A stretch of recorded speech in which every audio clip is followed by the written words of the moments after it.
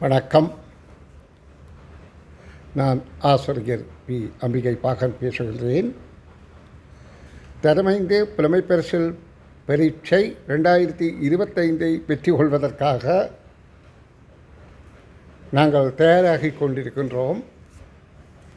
அந்த வகையில் நான் இப்பொழுது மாணவர்கள் ஊடாக அவர்களுடைய திறமைகளை வெளிப்படுத்தும் ஆற்றலை வெளிக்கொண்டு கொண்டிருக்கின்றேன். அதாவது ஆசிரியைகள் பிள்ளைகளுக்கு கற்பிப்பார்கள். சில பிள்ளைகள் விளங்கிக் கொள்ளும் ஆர்வத்தில் கேட்டு கிரகித்து விளங்கிக் கொள்வார்கள். பல பிள்ளைகள் ஆர்வமின்மை காரணமாக படிப்பது போல நடிப்பது, இச்சொல் பிரயோகிக்கக்கூடாது. ஆயினும் அவர்கள் வேணுமென்று நடிக்கவில்லை. அவர்களுக்கு அந்த விடயத்திலே அதிக கரிசனை இல்லாத கட்டத்தினால் அவர்கள் ஆசிரியர் மேல் உள்ள பயபக்தியினால் அவர்கள் கூறுவதை கேட்பது போன்று இருக்கிறார்கள். அப்போ அது கிட்டத்தட்ட நடிப்பது போல்தான் போகின்றது. இந்த குறைபாட்டை, இந்த பிரச்சனையை தீர்ப்பதற்கு என்ன இலகு வழி என்று சிந்தித்ததன் பலன்தான் நான் மாணவர்களை தற்பொழுது கற்பிப்பதை விளங்கி அவர்கள் விடை கூறும் முறையில் ஒரு பயிற்சி வகுப்பை நடத்துகின்றேன். இது நான் ஆரம்ப காலங்களில் கற்பிக்கிற போது வகுப்பறை கற்பித்தல்ல நேரடியாக மாணவர்களை எழுப்பி நான் கூறின கேள்வி விடை விளக்கத்தை சொல்லு என்றால் அந்த பிள்ளை சொல்லாவிட்டால் தண்டிக்கப்படுவார். அந்த பயத்தினால் அந்த பிள்ளைகள் ஏனென்றால் எப்போ என்னிடம் வந்து கேள்வி கேட்டு விடுவாரோ தெரியாது என்ற பயத்தில் ஒரே பிள்ளையை கேட்பதில்லை, மாறி மாறி எங்கேயே பார்த்து கொண்டிருந்து இன்னொரு பக்கம் போய் கேட்கிறது. அப்போ அந்த பிள்ளைகள் அந்த பயத்தின் காரணமாக கற்று சிறந்த பலனை அடைந்தார்கள். அது இங்கே சூம் வகுப்பில், ஆன்லைன் சூம் வகுப்பில் அது சாத்தியமில்லை என்பதனால் இப்போ கையிலான ஒரு நடைமுறையை செய்து வருகின்றேன். இப்பொழுது 3 வாரங்களுக்குள் தான், கிட்டத்தட்ட 20 நாட்கள் தான் இது ஆரம்பித்து, இந்த 20 நாட்களுக்குள்ள இந்த மாணவர்களில் குறைந்தது ஒரு 20 மாணவர்கள் மாத்திரமே திறம்பட பங்கு பற்றி, அதிலும் ஒரு 5 மாணவர்கள் மிக திறமையாக பங்கு பற்றி இதுவரையில் 130 காணொளிகள் அனுப்பிவிட்டார்கள். 230 காணொளிகள் அனுப்பிவிட்டார்கள்.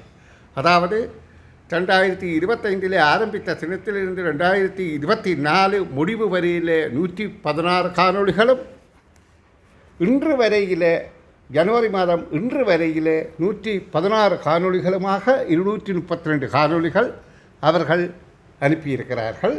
உண்மையிலேயே நானும் ஒரு ஆசிரியர், ஒரு பெற்றோர், எங்களுடைய பிள்ளைகள் மழலை செல்வங்கள் தங்கள் மழலை குரலிலே கூறுவதை கேட்டு மகிழ்வது பெற்றோர் இயல்பு. இது திருவள்ளுவரே சொல்லியிருக்கிறார். குழலினிது யாழினிது என்பதம் மக்கள் மழலை சொல் கேளாதவர். குழந்தையின் மழலை சொல் குழலை விட யாழை விட இனிமையான குரல் என்பது அதன் சான்று. அதே போல எங்களுடைய பிள்ளைகள், அதாவது நீங்கள் உங்களுடைய பிள்ளைகள், நான் ஆசிரியர் என்ற முறையில் மாணவர்களும் என்னுடைய பிள்ளைகள் என்ற கருத்தில் தான் நான் இங்கே பார்க்கின்றேன். அந்த பிள்ளைகள் விடையளிக்கிற போதும் சில சொற்கள், அதாவது மழலை சொல்லாக இருந்து அவர்கள் எவ்வளவு உற்சாகமாக அதை விடையளிக்கிறார்கள் என்பதை பார்க்கும்போது உண்மையிலேயே மனதில் பூரண மகிழ்ச்சி வருகின்றது. இது எல்லா பெற்றோருக்கும் நிச்சயமாக வரும். அப்போ இந்த செயற்பாட்டில் ஏதும் குறை காண முடியுமா? ஏனென்றால் இது ஒரு சிரமத்தை கொடுக்குற செயல். வகுப்பறையில் பிள்ளை படித்தால் அதோட விஷயம் முடிஞ்சுது. இதனடா அதுக்கு பிறகு ஒயிட் போர்டு எடுத்து கவராக எடுத்து பிள்ளை படிப்பிக்கிறத எடுத்து அந்த பிள்ளை அதை அங்கி கிரகித்து ஒயிட் போர்டில் எழுதி அதில் படம் விட்டு அழைச்சி போட்டு திரும்ப எழுதி ஒரு தடவை எடுத்ததை 3 தடவை எடுக்க வேண்டி இருக்கின்றது வீடியோ. அப்படி 3 தடவை வீடியோ எடுத்து ஆசிரியருக்கு அனுப்பின பிறகும் ஆசிரியர் அதில் உள்ள தவறுகளை குறித்து சொல்லி இது நீங்கள் தவறு விட்டுருக்கிறீர்கள், இந்த இடத்துல திருத்துங்கோடு சொல்லி திருப்பி அதை திருத்தி அனுப்பி இதெல்லாம் சிரமம் தானே. அப்போ அது மட்டுமல்ல, இந்த பிள்ளைகள் இந்த படங்கள் அதாவது யூடியூப் காணொலியில் வார்த்தை சிலர் விரும்புகிறதில்லை.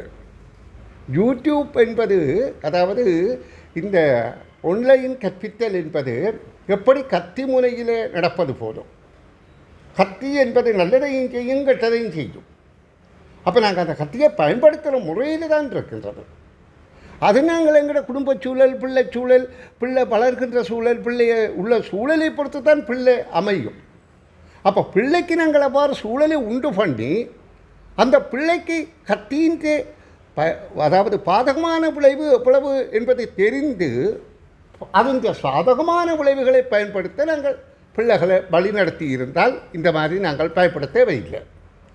அப்படி வீடியோவில் தங்களுடைய பிள்ளைகளின் முகங்கள் வரக்கூடாது என்று இருப்பவர்கள் எனக்கு வாய்ப்போடில் பிள்ளை விளங்கப்படுத்துகிறத எழுதி விளங்கப்படுத்தினாலே போதும் என கூறியிருக்கின்றேன். அவ்வாறு சில பிள்ளைகள் அதை கைக்கொள்கிறார்கள், அது ஓகே. இப்போ நான் கூற வருவது என்னென்றால், இந்த கற்பித்தல், கிரகித்தல், வெளிப்படுத்தல், காணொலி யூடியூப் சேனலில் பதிவேற்றம் செய்தால் இந்த நிகழ்வில் ஏதும் குறை இருக்குமோ என்று ஆய்வு செய்து பார்த்தால் நிச்சயமாக குறை ஒரு 5% இருந்தால் 95% நிறைவு இருக்கின்றது. அப்போ அதை நிச்சயமாக நான் பின்பற்றப் போகின்றேன். இதனால் எனக்கு ஒரு பெரிய வருமானமும் இல்லை, பெரும் செலவும் இல்லை. செலவு என்பது ஒரு சிறிது, வருமானமும் இல்லை என்றுதான் சொல்ல வேண்டும். இது ஏனென்றா என்னுடைய சேவைகள் கற்பித்தல் சேவை.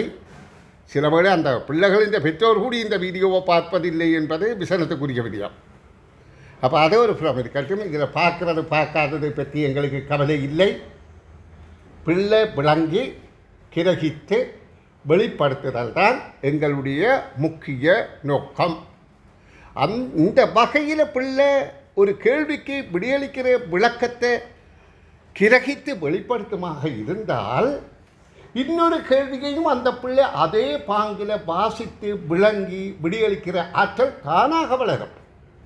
இந்த வளர்ச்சி பிள்ளையின் ஆயுள் காலம் முழுவதும் அதனுடைய செயற்பாடுகளில், கற்ற செயற்பாடு, சூழல் செயற்பாடுகளில் சவால்களை எதிர்கொள்கின்ற போது நிச்சயமாக எதிர்முகம் காட்டி பிள்ளையை வெற்றி வாகை சூட வைக்கும். ஒரு சில பெற்றோர் இதன் அருமை தெரியாமல் அல்லது தங்கள் சோம்பேறித்தனத்துக்கு அதிக சலுகை வழங்கி இந்த வகையில் முயற்சி செய்யாமல் இருப்பது உண்மையிலேயே கவலையாக இருக்கின்றது. ஏனென்றால் நானும் ஒரு பெற்றோர். என்னுடைய பிள்ளைக்கு இப்படி ஒரு சந்தர்ப்பம் எனக்கு கிடைக்கின்ற போது நான் தாராளமாக செய்வேன். அப்போ என்னை போலவே மற்ற பெற்றோரும் இருக்க வேண்டும் என நான் எதிர்பார்ப்பதில் ஒரு தவறும் இல்லை. ஏனென்றால் என்னுடைய பிள்ளைகள் படிக்கிற காலத்தில் உள்ளதை சொல்கிறேன். இந்த பரீட்சைகளுக்கு பயிற்சி புத்தகங்கள் வாங்குகின்ற போது 1க்கு 2 கூடி வாங்கியிருக்கேன். ஏனென்றால் ஒன்றை செய்து அதை பிளவிட்ட பிறகு அடுத்ததில் செய்யறது மாட்டேன். இன்னத்துக்காக என்றால் நாங்கள் பிள்ளைகளுக்கு வழங்கக்கூடிய பெரிய செல்வம் பிள்ளைகள் தான் எங்களுடைய முதற் செல்வம்.